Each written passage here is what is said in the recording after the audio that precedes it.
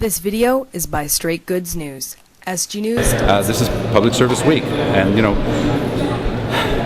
when they're pandering to some parts of their base, the Conservatives have an unfortunate tendency to attack civil servants, right? It's old-time images and prejudices that they're pandering to. We tend to forget that the civil services that we enjoy as Canadians are provided by civil servants.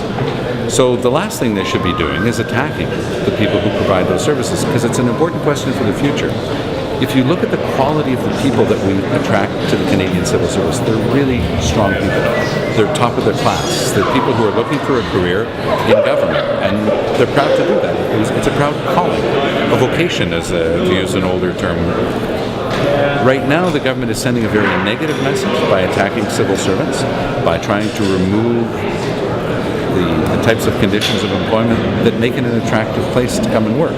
When you come out of university as a lawyer, let's say, which was my case, I worked in the civil service for several years at first, and we went through something similar. And if you don't have the ability to attract and retain good lawyers, you'll have trouble getting through very complicated trials, you'll have trouble getting good legislation generated, and further down the road, you're going to be paying a heavy price for the inability to attract and retain the top quality people. That's why they need working conditions that are decent. And that's why the Conservatives are making a big mistake by attacking them. We tend to forget that the whole pyramid of the civil service exists ultimately to do one thing at the top, which is to deliver a service to the public or to protect the public. Look what the Conservatives cut. They cut maritime search and rescue. They cut food inspections in Canada. They cut inspections of pharmaceutical products. The Americans caught the problem with the generics at the border. We didn't. So there's a whole series of things that are doing that directly affect public protection.